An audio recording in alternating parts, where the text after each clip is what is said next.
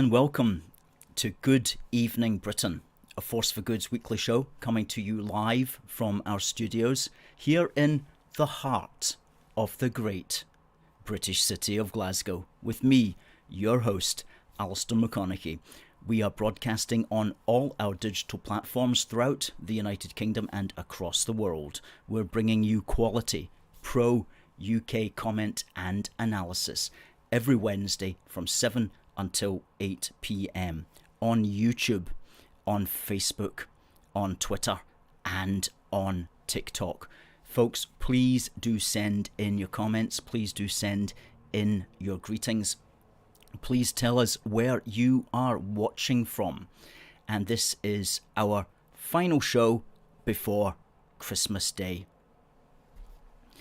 And we were going to be broadcasting also on Instagram because there is a new feature here on StreamYard which allows us also to broadcast on Instagram. But just before we went on, we realised that we would have to upgrade to a new package before they would allow you to stream across 4 different platforms. So that might be something that we'll be doing in the new year as well, but we can assure you that we will continue to keep growing. Now, if you're watching on YouTube, please do give us a thumbs up, because that's the main way that YouTube knows that we're active and pushes us out to all the other viewers as well. And if you're on Facebook, please also give us a like and give us a share.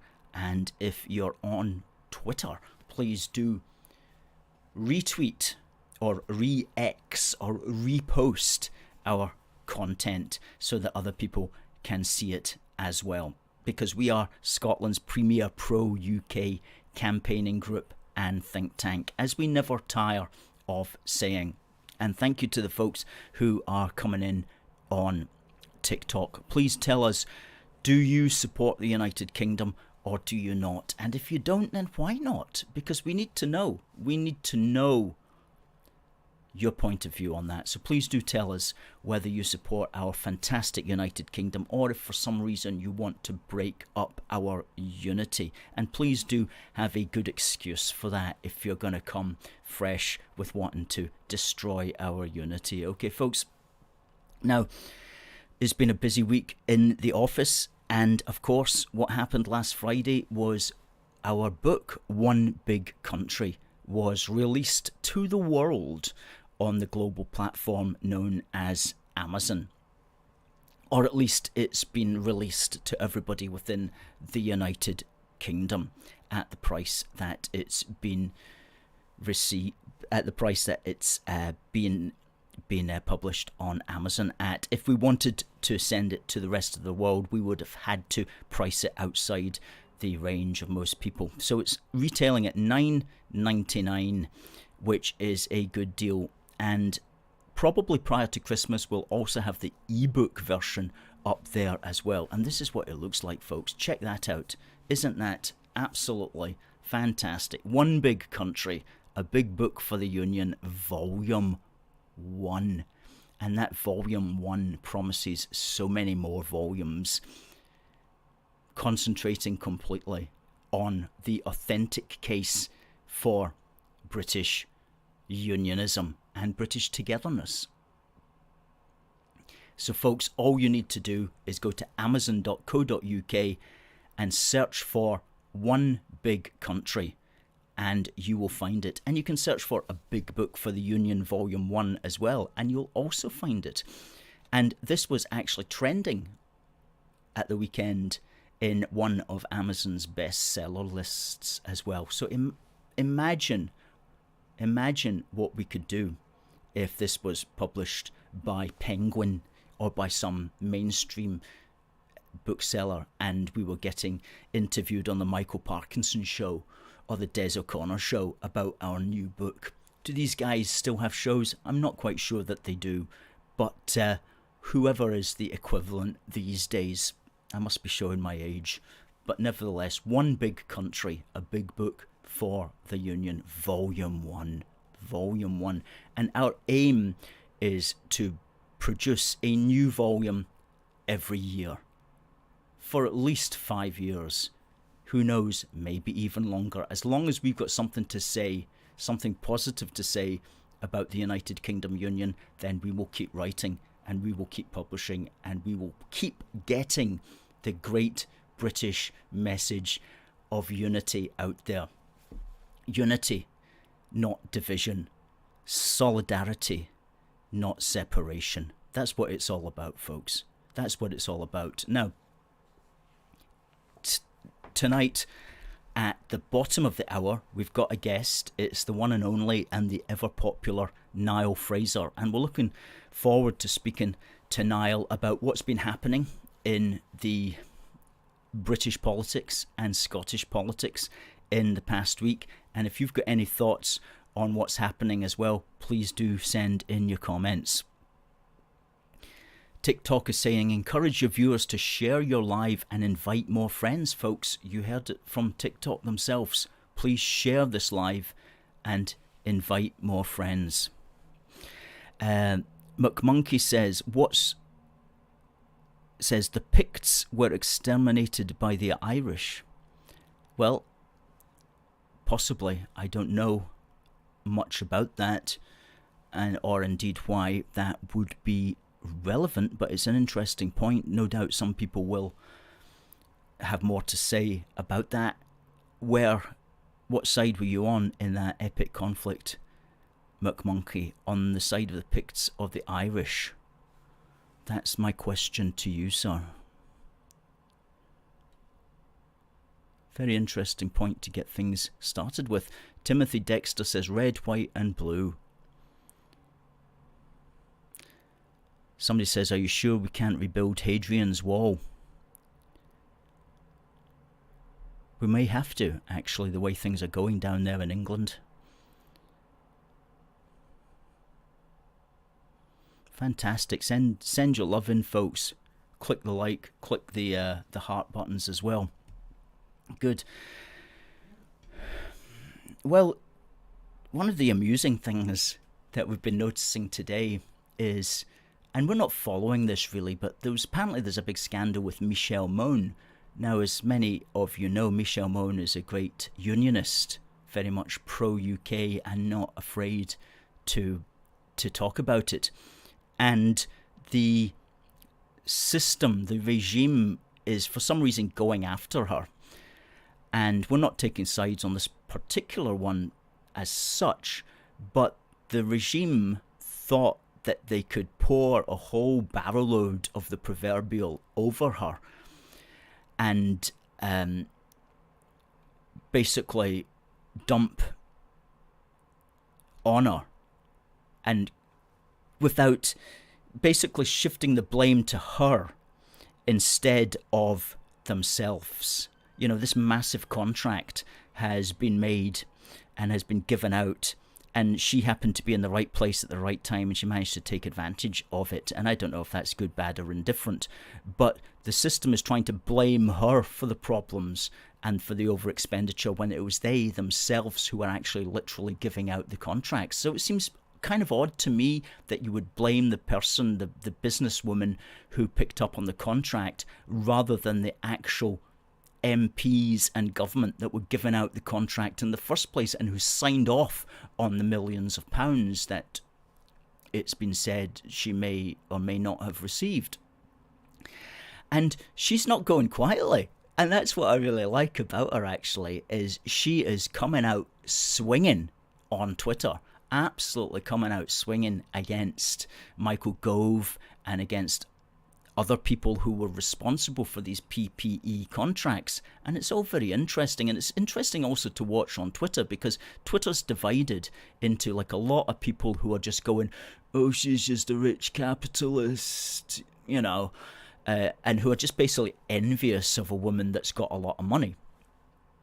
And that seems to be like the main boring angle that everybody's going in on, rather than saying, well, who are the people who gave her all that money, and what's their, were they right or wrong to do that? You know, so as I say, I don't know the full story about it, but what I do like to see is that she is coming out swinging, and that reminded me of was it a Facebook post that she made about 5 years ago? I think we've got that. We'll just bring it up.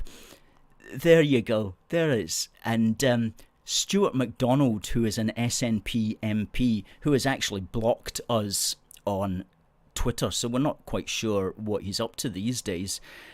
But he was having a go from the usual boring angle of, oh, Lady Michelle Mone, she's got elected to the, she's got appointed to the House of Commons, what's she ever done, blah blah blah, just from your usual kind of envious point of view.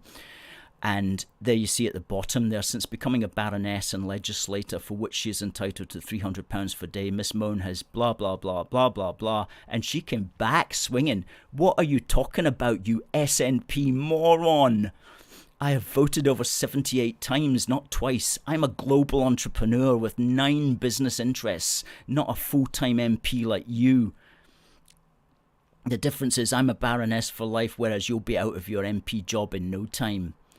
And then she thought about it for a little while, and then she stuck the boot in. My £300 allowance goes to charity. What do you do with your £316 per day? Now off you trot and get on with your day job. Okay.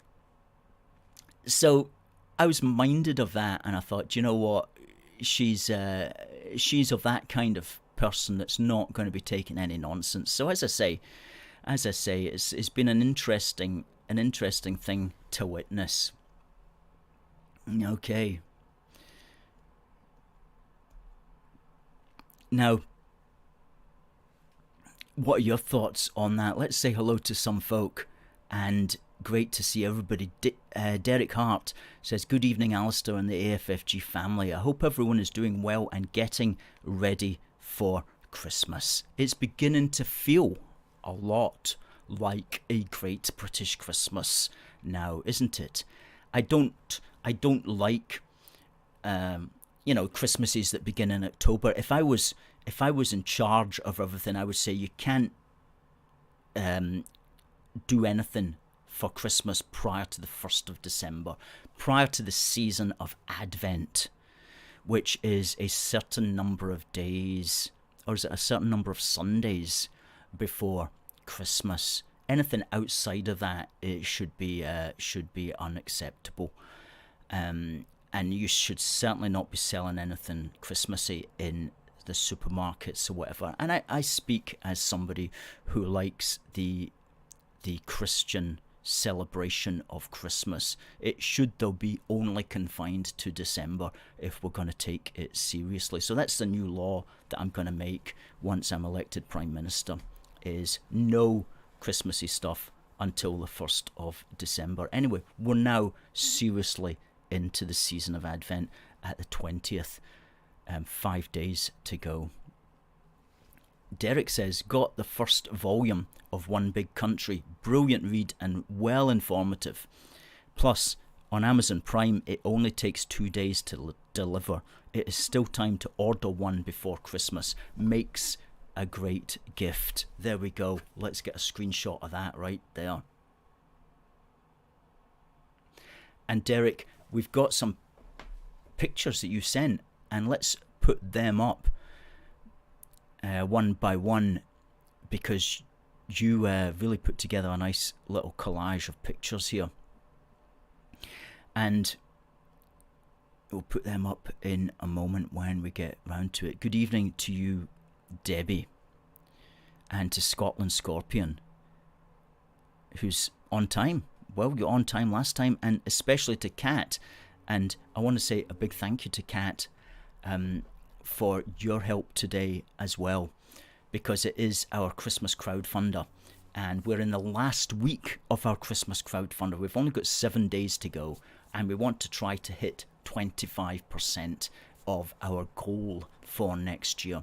So that's a very modest £1,250. We want to hit that by this time next Wednesday. And head to crowdfunder.co.uk/AFFG 2024, folks. And thank you so much. Thank you so much to those who have helped to deliver what we've got so far It is really, really appreciated. Hello to Melissa and to Catherine as well, and to Stuart and to David from Kilsyth and Derek from Armadale. Great to see Derek as always. Good stuff, good stuff. And Catherine says that the wee book, the big book for the Union is amazing. There we go. Let's do that. And there's been a lot of folk who have been getting their big book this week and sending us some pictures. So let's go through the pictures that have been sent to us.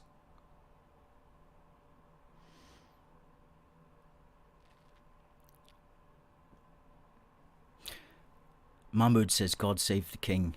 I'm with you there, Mahmood. There we go. That's a nice one. That's a nice one big country.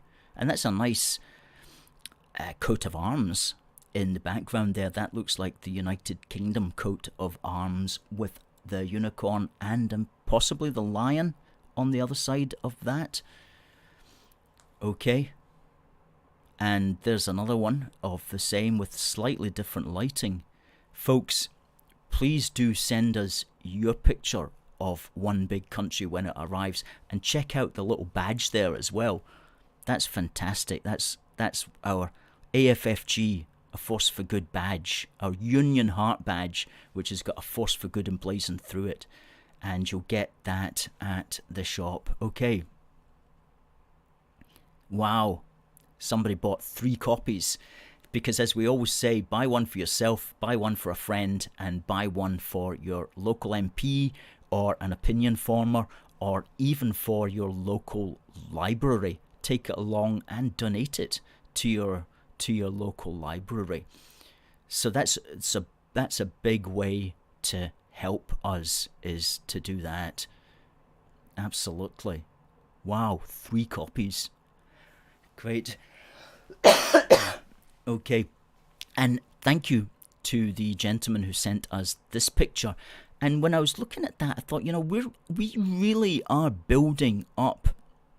We are really articulating the philosophical foundations of unionism and much more besides through our magazine project and through our wee book project and through our big book volumes. We are taking this time and we are putting together the case. The case. We are shaping the discourse, and we are changing the public policy on these matters to the extent that we can through the written word, promoted on our street stalls, promoted on our website, and even now promoted on Amazon. So if that's not worth a few quid in the crowdfunder, folks, I don't know what is. We are delivering the goods on that. Check out that photograph. Thank you so much to the gentleman that sent that photograph in. Okay. There's another close-up of one big country. Okay. And another picture of our burgeoning literature. Okay, thanks. Great stuff. Debbie says, just donated to your crowdfunder. Thank you very much, Debbie. God bless you and your loved ones this Christmas time. And thank you to Alan as well. And I know Alan is a verified purchaser of One Big Country.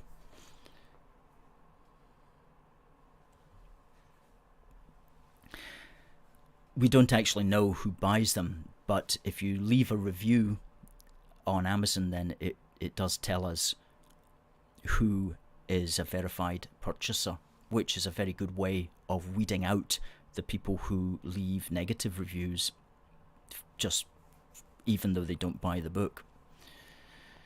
And Darren is watching from Ulster. Good stuff, Darren. Hope you're well. Alan's working But he's grabbed a few books, exactly. Verified purchaser, thank you.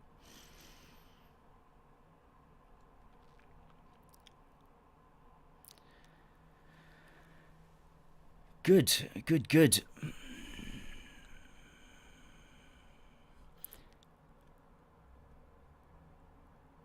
Looking at our TikTok points of view.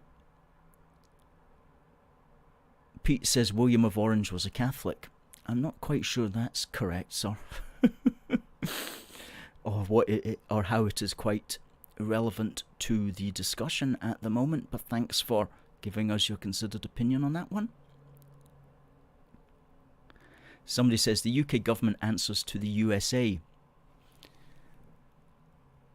You may well be correct, sir. You may well be correct on that one. Sometimes it does feel like that.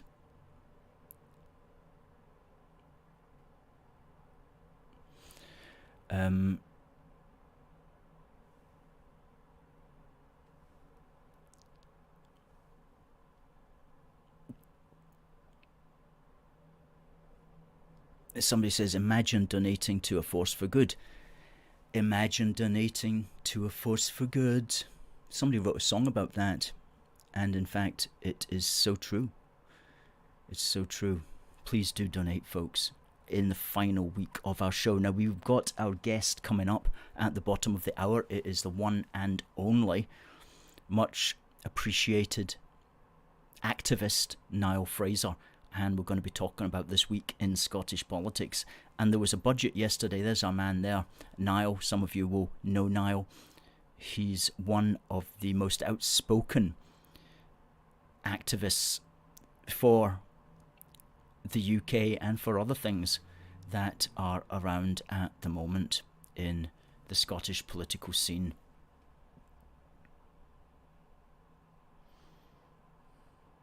Catherine says she got her copy of One Big Country today.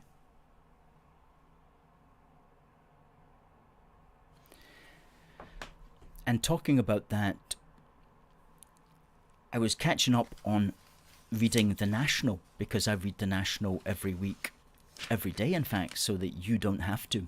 And I keep up to date with the latest craziness that they come out with. And as I always say, the letters page is an absolute gem for people to kind of get a handle on the Scottish nationalist position on many things. And they're always obsessing about how they can get their second referendum and so on. And this is actually from last month, but big long letter here. Big long letter. Let's be clear, we do not need to negotiate our independence. These are the people who believe that somehow they're going to simply get their way by, quote unquote, simply asserting the fact that the Scottish people are sovereign. That is not just an empty slogan, it is a fact in constitutional law. Possibly. Since this is the case, we can't negotiate our independence unless we negotiate with ourselves, because we are the sovereign power. We as a sovereign people must take our independence, as of course other nations have done. Well, sure, but what happens when the sovereign people declare their sovereign will that they do not want to be separate from the rest of the United Kingdom? And guess what, sir? I won't embarrass you by mentioning your name there, but that is in fact what the Scottish people have done at every election, and since 1707, and when elections started, that is, for most of us, which was to say in the beginning of the 20th century, and also of course famously at the 2014 referendum. And we have an entire chapter here. Chapter 9, the SNP and its mandates. And we devote, and I'm really pleased with this chapter, because we devote the entire chapter to 16 claims that the SNP make regarding mandates. and we consider whether or not they are in fact mandates. And the first one is what this gentleman is trying to say, is that somehow there's a mandate because the Scottish people are sovereign and so they have a right to self-determination. And as we say, and I'm reading it here, that's not a sufficient mandate, since the electorate in Scotland regularly exercises its power of self-determination to maintain the Union. After all, if we understand sovereign to mean having supreme power residing in itself, and self-determination to mean the power of a population to decide its own government and political relations, close quote, then, as we've seen in a previous chapter, the electorate in Scotland has consistently used its democratic sovereignty and self-determination to vote for parties and people who want to keep the UK together, and long may that continue. And we conclude by pointing out that the most likely way that the SNP will get its way for a second referendum is if the UK government creates the route, because it suits its purposes so to do, such as, for example, a Labour SNP coalition government. That's the big danger, and that's why we must never rest. And before we talk about these matters with our guest, let's do On This Day in British History, folks. And the prize for the question that I will ask is a Union Jack bottle opener. And this could be with you on your Christmas table before Christmas if you win it. And all you need to do when asked a wee question is send your answer to contact@aforceforgood.uk. Now, on this day in British history, what happened on this day in British history matters. Well, it was on this day, 20th of December in 1911, that the Scotsman who founded the English Football League passed away. And the English Football League was the first organised association football league in the world, and perhaps one of the most famous today. And hey, it was invented by an English Scotsman called William McGregor, who served as an apprentice as a draper in Perth, but followed his brother to Birmingham in 1870, and he opened his own drapery business in Aston, and he was to become associated with Aston Villa Football Club all his life. And it was through his association there, and we've got a picture of William McGregor because he has a statue outside the Aston Villa Football Club, I'm glad to say, and there he is, William McGregor, remembered as the Scotsman who invented the English Football League. And isn't that a great example of cross-cultural British fertilisation? And that happens so often that the Scots have impacted upon English culture, and the English have impacted upon Scottish culture, and it works with the Welsh and the Irish and the Northern Irish as well. This cross-cultural interlinking, interlacing activity that has created our United Kingdom that we have today. So that's William McGregor, who passed away on this day, and famous for his association with Aston Villa and for inventing the English Football League. Good stuff. Okay, on this day in British History Matters. Now, I'm going to ask you a question about this, and the winner will get a Union Jack bottle opener and also a copy of King and Country, our latest edition of Union Heart.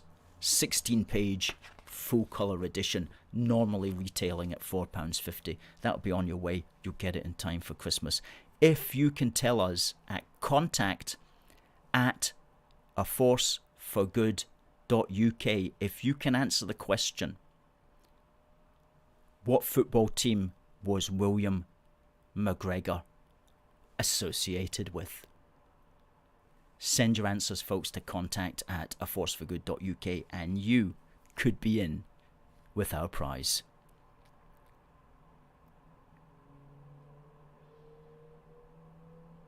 Fantastic.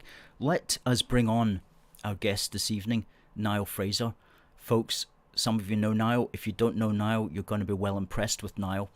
He is activist extraordinaire. Say hello, folks, please, to Niall. Hello, Alistair. Quite an introduction there. Thank you very much. Activist extraordinaire. Oh, yeah, absolutely. I'm going to have to live up to that in the new year. Yes. Well, I know that you will, because you have been doing some extraordinary activism this year. You stood for the Scottish Family Party in Rutherglen, and you got a very respectable vote for that party. You also set the internet on fire when you told Humza Yousaf to go forth and multiply, as it were. And tell me about that video, though, because I know it got, well, it was hundreds of thousands of views, certainly on TikTok. Last time I saw it on TikTok, it had over 600 and something like 650,000 views. So there's only one place now that the video remains in its entirety, which is on my Twitter. So there's been various uploads of the video that have went to hello Dominic and hello everyone giving me comments. So the video was uploaded multiple times to TikTok, my own account, during the election campaign and stuff. And again, that was taken down off my account. Then it was uploaded to another account. That was taken down. Then Force for Good uploaded the video. That was taken down. Every iteration of the video, as far as I'm aware, has been taken off TikTok. So, I mean, to me, it's the only place that you could put content that you can remain confident that it's going to remain there is probably Twitter. That's about the only place I would sort of deposit content these days. It's a shame because, like you're saying, these different iterations of the video, they had 500,000 views, 600,000 views, 750,000 views. There's loads of different versions of it that got, I mean, overall it's probably 2 or 3 million views combined. But yeah, it's been a big year for us. We're going to be ploughing on into the new year. It's going to be hard to sort of top what was done last year, as I'm sure it's just, and we just keep building and building and building. Alistair, you know what it's like. It's sometimes these activism things, they either hit or they miss. That one was certainly a hit, but what I've discovered is if you're in the activist game, if you're in the activist business, then there's always opportunities, and it's not so much a matter of topping something, it's just keeping the activism going, maintaining it, and very often it just happens naturally. It's not something that can really be planned for in advance. It's seeing opportunities when they arise, thinking, are we in a position to capitalize upon that? Because very often one's not in a position, because it's a day that you can't make it, or it's going to you're not able to get there, or the organization doesn't have the money, or whatever it may be. But if things come together, then it's going to work out, and especially if you've got people who can take it forward through video, through social media platforms and things like that. And so it's the opportunity is always there. It's just a matter of things coming together in such a way that enable you to take advantage of it. So it's about building the ability to take advantage of things when they arise. Slightly disappointed though, Alistair, is that you know, once I had called out Hamza Yusuf, I thought, you know what that's going to do, Alistair? That's the domino. I've kicked over the first domino, and then the rest of the dominoes are going to fall along. I.e., the other dominoes would be other people calling him it, or other politicians out, or you know, of the same nature. But I mean, it's not really coalesced. It's not really happened. I'm hoping that does come into the new year, but that's my only disappointment. Is know that I mean, the video went viral. It went fantastic on a personal standpoint, but on a sort of on the main purpose of it was to get people to stand up to the politicians, to call them out, to hold them to account, and that's just not really happened. So I mean, that's my the only sort of disappointment I've got about it. But other than that, I mean, we just have to keep encouraging similar type stuff, right? Yeah, I think so, and it also very much depends upon context as well, because the system won't allow you to like go up to a politician on the street and call them out. If you do that, you're gonna get a visit, unfortunately. We've seen that in Westminster and so on. Although there is a bloke who seems to be allowed to do that, which is that the anti-Brexit guy who's always kind of hassling politicians on the street. He seems to be getting away with it. But I think the best places to do it are in formal contexts such as you did, which was at a show, which was at an event. You were in the audience. At hustings, at things like that, where it's expected, that's part of the political debate. And the number of people who find themselves in that situation is always going to be few and far between. And the number of people who have got the cajones to stand up and make a scene are, well, the very, very few people.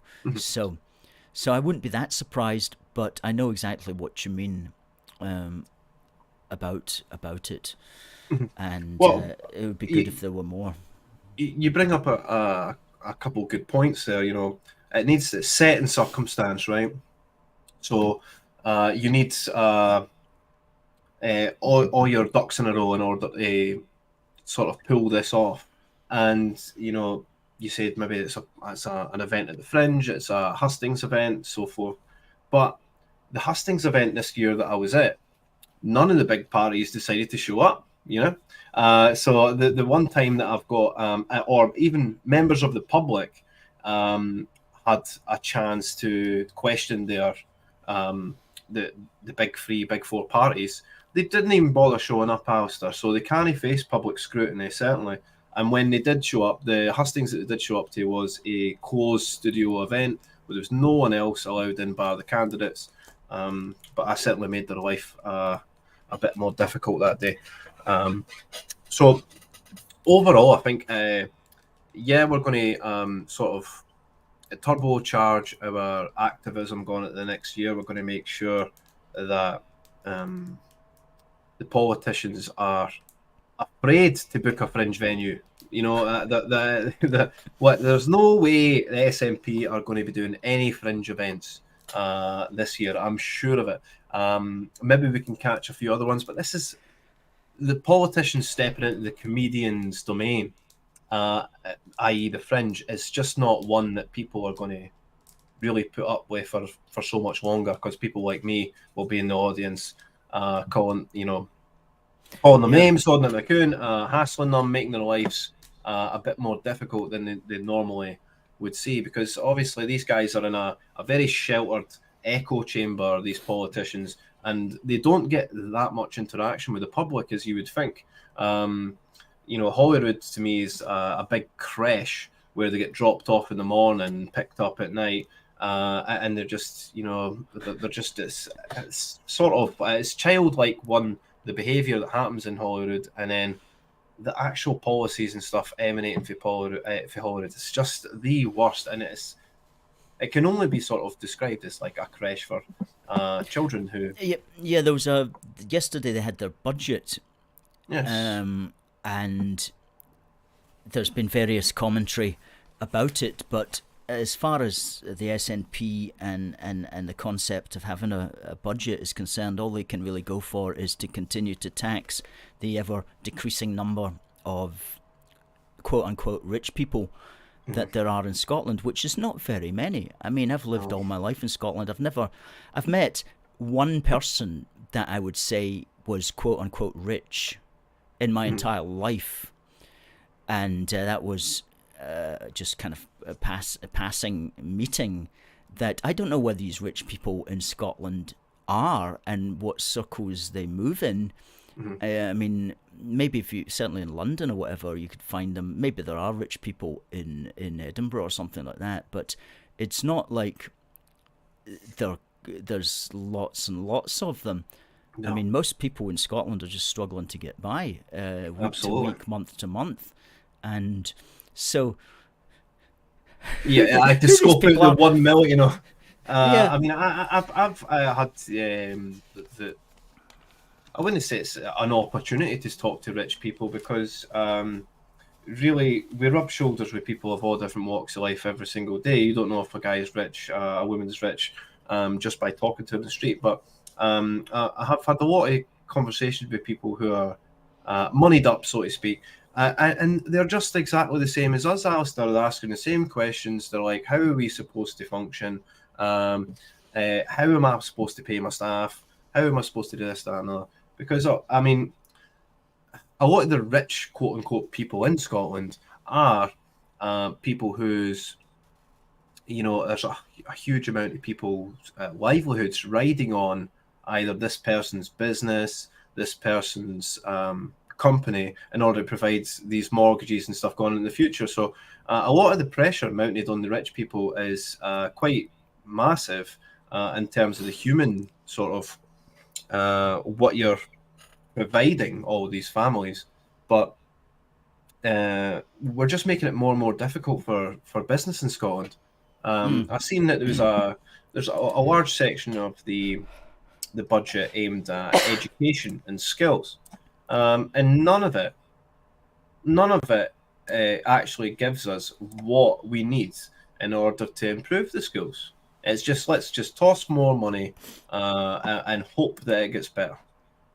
Yes, indeed. In fact, I was reading this article today. It says, "Where was the plan to boost growth?" by somebody writing, as it happens, in the Daily Mail, and he points out something. He says that many of those impacted by the new tax band are going to be overly remunerated managers in the public sector, which is probably where the money is, actually, in Scotland. Although he then goes on to say these never-ending increases will impact on top talent in our fast-disappearing private sector, particularly in the tech sector, a market the Scottish so-called government purportedly wants to grow. And no doubt that's going to be the case. And it's going to raise 82 million. Apparently these new tax increases will raise 82 million, although other think tanks think it will be actually less than 82 million once other trends have been factored when most Scots realise that they're getting sort of, for the lack of a better term, shafted in terms of taxation, they could probably just move to Wales, to England, and face less taxation. Maybe their business functions better in England. So we might see people just saying, you know what, it's time to move. That's right. We're going to be saving an extra X amount of $3-4 grand a year. We may as well move. It's because you're not getting anything for the extra money you're paying for up here in Scotland. That's the thing. In fact, your public services are like, public services? What public services?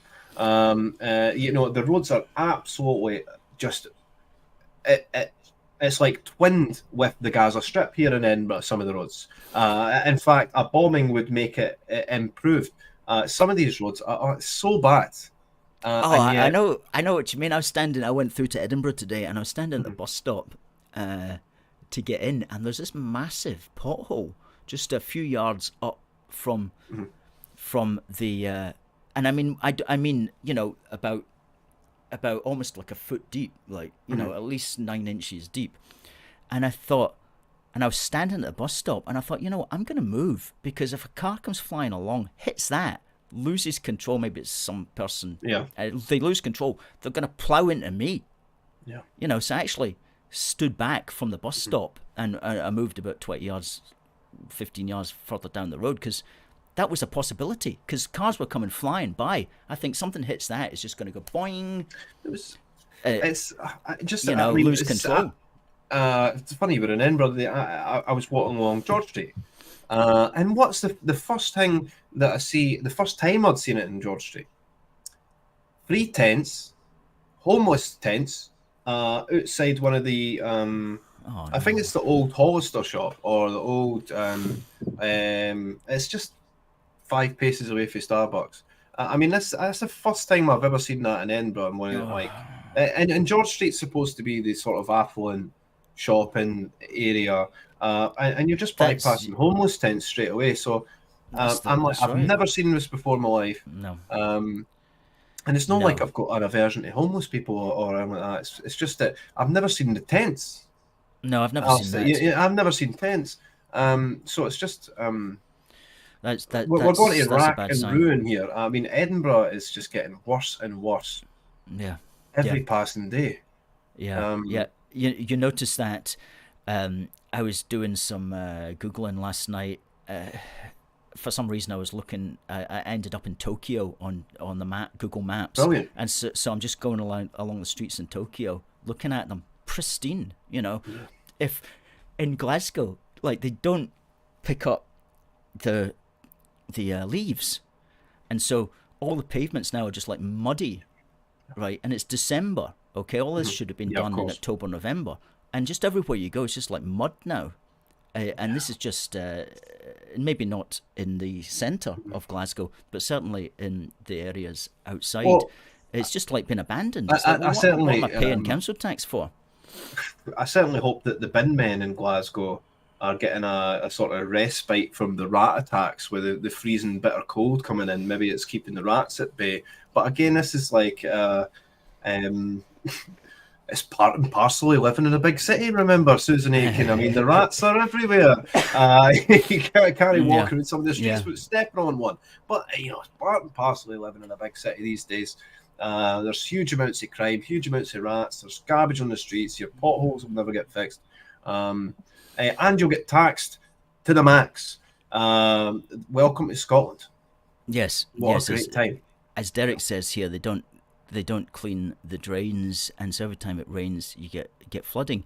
That's right. And most of the drains, they're not even blocked, it's just like masses of leaves that have coagulated there, making things worse. But talking about making things better, I was interested to watch a video of yours where it was, I think, a 20-minute speech that you gave at the Scottish Family Party conference, which was 2 or 3 weeks ago, maybe a month ago now, I don't quite know. But you came up with a very interesting policy to improve education in schools. Do you remember when you spoke about the phones? Do you want to elaborate on that? I mean, how can I forget? It's Scottish. I mean, I generally write speeches for activism's purposes, for to get a point across. But I mean, writing a conference speech is a bit different, Alistair, where you're sort of already you're geeing up the base, you're coming up with new ideas and concepts, and you're just trying to bring everyone together for the common good. So what I described as an era-defining or an epoch-defining policy is the total banning of smartphones and devices from schools.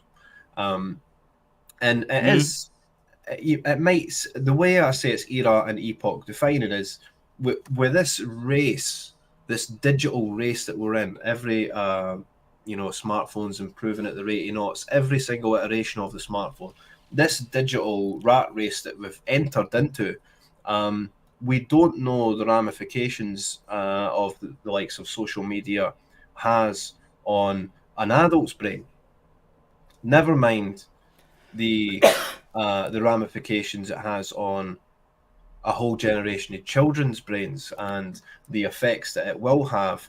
So, I mean, see, when you have these conversations with people, and the more conversations I have with people about this topic, the more sound my reasoning becomes. You know, I was talking to a guy, he says, sometimes I'm just scrolling TikTok and 2 or 3 hours will go by. And you're like, well, okay. And do you think that's good? A good thing or a bad thing? I think it's obviously a bad thing. Is where the times went. I've not learned anything. Exactly. It's not as if every single video you learn something from it. You do learn stuff on TikTok, though. I learned several things on TikTok, very interesting dances. things. How to do the dances and the movements. Well, there's that, I suppose. But seed oils, that was a big thing, which is bad for you, apparently. Yes. And so now I'm very much just back to lard and tallow, like the various fitness instructors tell us.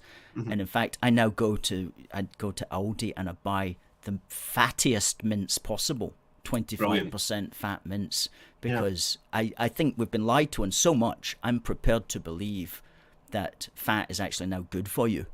Yeah, why not? I'm just going to inject some straight mainline some fat right into those veins, and you will be right as rain.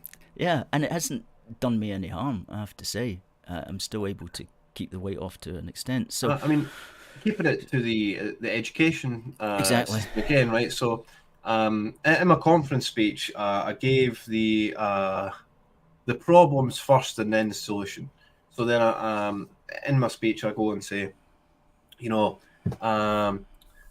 we have a pupil at school, and they're a bully, and they're going to go attack another child or a teacher. So what do? They hit the phone and then they hit the record button, okay?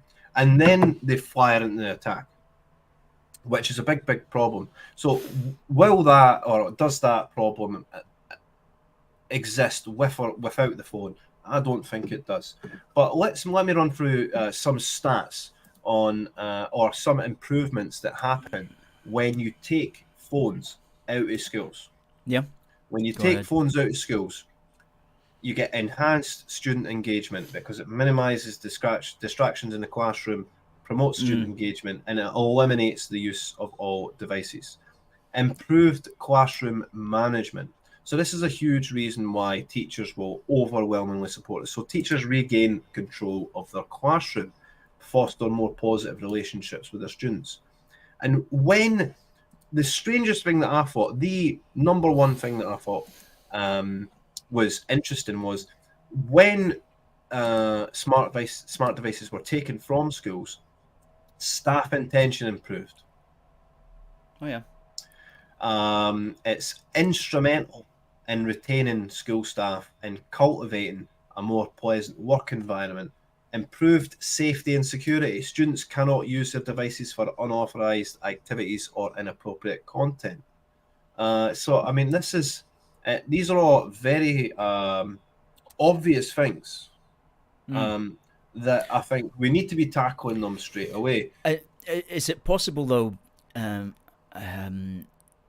I don't understand fully, but is it possible to have like a digital free zone where you can't actually access it in the school premises? You can't actually access the internet through a phone? So the company that most people are, the company that I was using as a workaround is a company that operates in America. So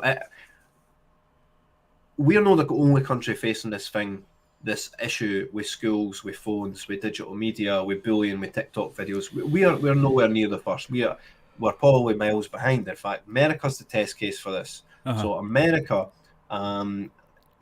what they do is your phone goes in a pouch. Your pouch is sealed magnetically, and in order to open the pouch, you have to come outside school and touch it on a pedestal, and it unlocks the pouch. The pouch is a Faraday cage. Alistair, if you are familiar with what that does, so that just blocks any signal to the phone whatsoever. So it's effectively you've got your phone in airplane mode for the entire duration of the school day, right?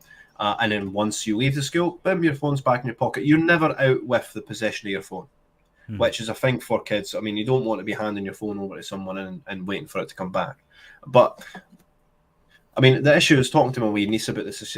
I said, well, ideally, I wouldn't even need to have a technology there in order to ban phones. Ideally, Alistair, and it might seem, remarkable, but if I was a head teacher at school says all phones are banned, what's going to happen the next day, Alistair? People are still going to bring their phones to school. It's still going to happen. And that was the answer my wee niece gave me. So we have to implement this technology to make it impossible for the students to bring their phones to school. It's more protecting the future generation than it is adults. Adults are almost fully ingrained, engrossed in this digital age. But we should, at least at the very minimum, shield children up to a certain age from this digital sort of culture that we're in, Alistair. You see what I'm saying? It's like 100%, and I think that's really, really important as well for the development of the brain also, and the ability to be able to concentrate, because something that social media is deliberately intended to do is to keep us constantly diverted, constantly looking at new stuff, as you say, much of which you don't learn from, some of which though you do learn from, and TikTok there's an awful lot of rubbish on there and a lot of bad stuff on there as far as grooming children is potentially, I believe, is concerned. But there's also some amazing information that you won't get on YouTube, that YouTube will ban. Political, historical, economic, medical matters that don't go along with the system. So you do get some interesting stuff on there, so long as you've got the brain to be able to process it suitably. We're coming on for the top of the hour. Thanks very much for that thought, though, and I think the idea of digitally being able to police, not so much police, but sort out the issues facing children as far as education is concerned is a big issue that none of the political parties are really addressing, and when they do address it, they get it wrong. In other words, they ban the good stuff. And just similarly as well, I fully expect every political party with a sound basis to adopt this policy of ours, which is to ban phones. We've already seen types like the Wall Street Journal in America call for the absolute banning of phones in schools. But we expect other parties to pick this up and run with it, which is a great thing. But I also expect the other parties, the not so good parties, to say the opposite, Alistair. I expect the likes of the SNP and the Greens to say, no, we need a phone in every child's hand. We need a phone surgically attached to these children at all stages of life. We need them breastfed on the phone. Digitally implanted in their brain, a recurring theme of Patrick Harvey talking about trans things or something like that, in order to keep them... That's my nightmare sorted for tonight, Alistair. Thank you. Sorry for that. But Debbie says really good idea for the phones. Absolutely. And that's one of the values of smaller parties, is that you can come up with ideas, run with them, and get them heard. Even that very, very the much best so. thing is, Debbie, is that it can be implemented tomorrow at such a low expense, Debbie, and this is the thing that will not happen. Yes, exactly. Thank you, Niall, for coming on.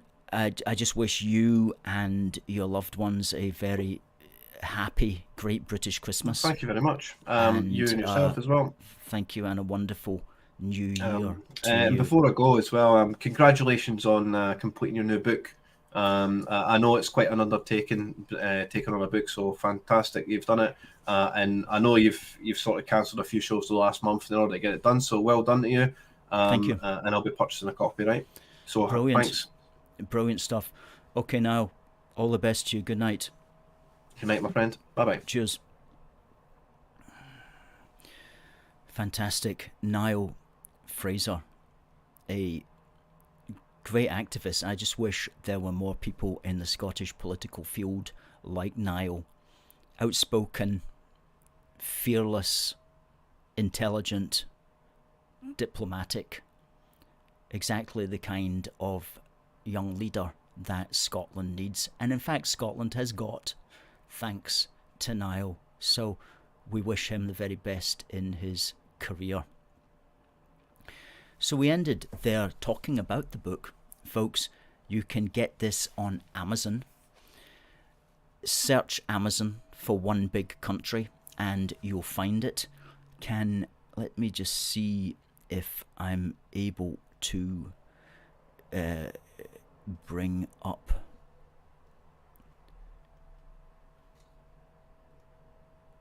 the... Here we go. There it is. One Big Country, a big book for the Union. You last purchased this item on the 15th of December. We did indeed, and this is the item that we purchased on the day that it was made available. And there it is. The first in a series of books which celebrate, advocate and educate on the Great British Union, otherwise known as the United Kingdom of Great Britain and Northern Ireland.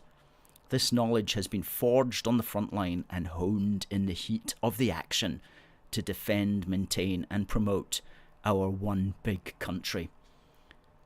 What a write-up. What a write-up. Fantastic. And it's only $9.99. Cannot do it cheaper than that, folks. So please head over to Amazon, search for One Big Country and whack that into your checkout. The ebook will be coming possibly before Christmas. And that will be probably retailing at $4.99. Good stuff. Also, of course, we've got our Christmas Crowdfunder, our Yule Britannia Christmas Crowdfunder, and that's got 7 days to go. 7 days to go, and we're looking to get hopefully 25% of our goal. Ideally, we'd like 100% of our goal, but let's try to get 25%, folks. Lots of good rewards up there as well at crowdfunder.co.uk/AFFG 2024. Now, you don't need to claim a reward, but you certainly can if you want by clicking on a reward item at the same time as you make your donation at crowdfunder.co.uk/AFFG 2024. And it's so important to keep us going through the next year, which promises, as always, to be an exciting political one, because it will be the year of the general election. Now, we are going to take our break for a couple of weeks, and we'll be back on the 10th, which is to say, not next Wednesday, not the Wednesday thereafter, but the Wednesday after that. And I do wish everybody who has watched the programme this year and who's watching tonight, I wish you a very Merry Christmas, a peaceful Christmas, and also all the very best for 2024. And I want to thank everybody who has made this another great year for A Force for Good. I want to thank everybody who's been with us on the streets. I want to thank everybody who's donated to us. I want to thank everybody who comes into our social media platforms every day and leaves comments and shares and likes and retweets. We can't do this without you folks. Thank you so much. And of course, I also want to thank our A Force for Good team, those of us who help with video editing, those of us who help with political outreach, those of us who help with our Instagram and TikTok, those who help with our Facebook page and our YouTube page, and those who have suggested ideas for us all this year, and also of course all those who came out on our street stalls this year. We did 12 street stalls throughout Scotland, Glasgow and Dundee. So thank you to you all, and it just remains for me to say have a wonderful Christmas, a great British New Year. God bless the United Kingdom, and God save the King. See you next year.